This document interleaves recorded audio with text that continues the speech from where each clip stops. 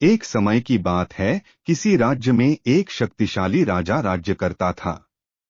उस राजा के महल में बहुत से हाथी थे, किंतु राजा का सबसे प्रिय हाथी सरमन था। सरमन बहुत ही शक्तिशाली और बुद्धिमान हाथी था। राजा जब भी लड़ाई के मैदान में जाता तो हमेशा सरमन पर ही सवार होकर जाता था और अपना हर युद्ध जीत कर आता था। राजा ने सरमन के लिए एक अलग ही कक्ष बना रखा था जिसमें सरमन रहता और खाता पीता था।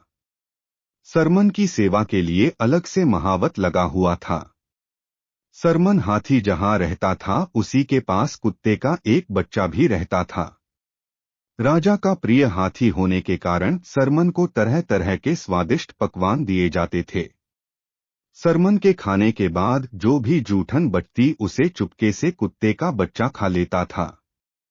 सरमन शक्तिशाली होने के साथ ही बहुत ही दयालु प्रवृत्ति का हाथी था। उसने देखा कि कुत्ते का बच्चा उसकी जूठन खाकर अपना पेट भरता है, तो उसने कुत्ते के बच्चे से कहा, तुम मेरे खाने के बाद जो बचता है उसे क्यों खाते हो? तुम आज से मेरे संग ही खाना खाया करो। कुत्ते का बच्चा बोला, आप राजा के प्रिय हाथी हो, मैं आपके साथ खाना कैसे खा सकता हूँ? कुत्ते के बच्चे की बातें सुनकर सरमन हाथी बोला, एक काम करो, तुम मेरे मित्र बन जाओ, फिर तो हम दोनों साथ में बैठकर खाना खा सकते हैं। हाथी अकेला बोर होता था, उसने कुत्ते के बच्चे के साथ दोस्ती कर ली और दोनों साथ में खाना खाते और खेलते थे। धीरे धीरे कुत्ते का बच्चा बड़ा होने लगा और अच्छा भोजन खाने के कारण काफी हष्ट पुष्ट हो गया। एक दिन व्यापारी उस रास्ते से गुजर रहा था। व्यापारी की नजर उस कुत्ते पर पड़ी और उसने सोचा कि इतना हष्ट पुष्ट कुत्ता मेरे घर की रखवाली के लिए अच्छा रहेगा। व्यापारी ने महावत को कुछ रुपए का लालच दिया। महावत का कुत्ते पर कोई अधिकार नहीं था, फिर भी पैसे के लालच में उसने व्यापारी को कुत्ता बेच दिया। व्यापारी कुत्ते को अपने साथ ले गया। उधर कुत्ता भी हाथी से बिछड़कर बहुत दुखी था। कुत्ते के जाने से सरमन हाथी भी उदास रहने लगा और उसने खाना पीना कम कर दिया। धीरे धीरे हाथी कमजोर होने लगा। राजा ने जब हाथी की ऐसी हालत देखी तो वह बहुत चिंतित हुआ और उसने महावत से हाथी के कमजोर होने का कारण पूछा।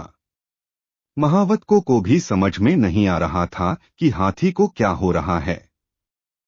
राजा ने राजवैद्य को बुलाया और पूछा, मेरे इस प्रिय हाथी को क्या हुआ? यह दिन प्रतिदिन कमजोर होता जा रहा है।